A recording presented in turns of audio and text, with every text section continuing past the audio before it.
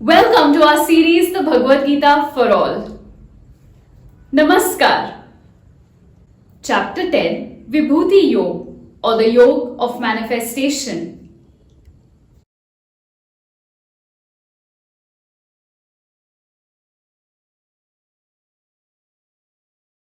Manifestation of feelings. In the last episode, we tried to wrap our heads around the creations of the Creator. We became aware of the origins of feelings within us. And these feelings, as we found out, have a beginning in Shri Krishna himself. Since we are all manifestations of the great power of the Creator himself, the feelings we feel are all an outcome from this very source. Shri Krishna mentions quite a few of these feelings. Why don't we try and take a look at them? First off, we have buddhi, the ability to analyze things in a proper perspective. Jnana, the ability to distinguish what is spiritual from what is material. Asamoham, the absence of confusion. Shama, the ability to forgive. Satyam, being truthful.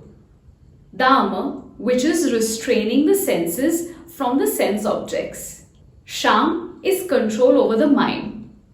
Sukha, the joy one feels. Dukkha, the affliction one feels.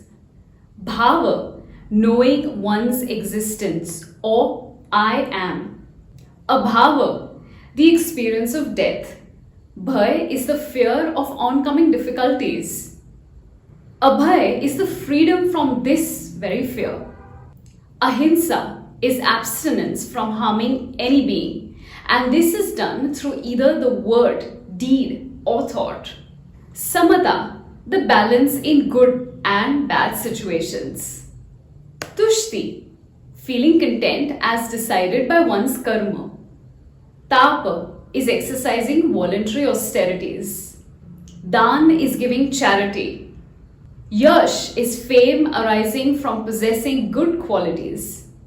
Ayash is the evil for possessing bad qualities.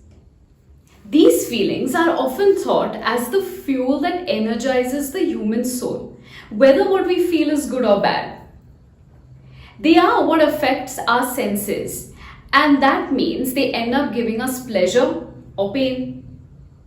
You know what I think about feelings? They're intrinsic, but only to some extent. Their manifestation, I feel, is somewhat extrinsic. And this duality is what brings out the best or worst from the feelings. Think of feelings like electricity. Thanks to a power source, we can run a fan, make hot water, or watch this video. Today, electricity even has the capacity to run a car or a motorbike. But electricity could have some adverse effects too. What if someone uses electricity to build a harmful object, or someone gets a shock?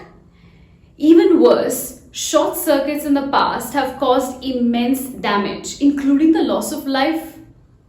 Do you see the good and the bad effects of something and what impact it has on the situation at hand? Try analyzing your feelings through this lens. What you do, how you feel, could work out either way, good or bad. With such duality, we could try focusing on the better version of our feelings. Like the joy you feel when you help someone out, or the bliss in the outdoors, or the comfort of reading a book. Now you're wondering how one could tackle this duality.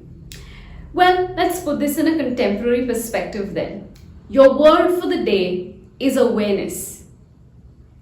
It is because of awareness that you experience feelings around you, emotions, thoughts, feelings, all of it. With awareness, we begin to associate ourselves with the experiences we have in life. For a favorable situation, that might seem a good idea. But what happens when it's a negative emotion? How torn are you by that experience? Why would you let the emotion overpower you? You need to be aware that you are a spiritual being just experiencing the world in your physical form. You must be here for something bigger, right? What lesson are you intending to learn during your journey here? It's like you're willing to invest years of hard work in edification to get a good job or to start out on your own, lead a comfortable life, etc. But are you investing in your spiritual growth? What lesson is it that your spirit is wanting to experience? Is it detachment, unconditional love, being compassionate, letting go of your ego? Which is the lesson? Take some time to figure it out. Until then, you could always focus on what makes you happy and do more of it. A simple and unpretentious attitude will take you further ahead in your spiritual journey. But are you willing to give it a shot? Dhanyavad.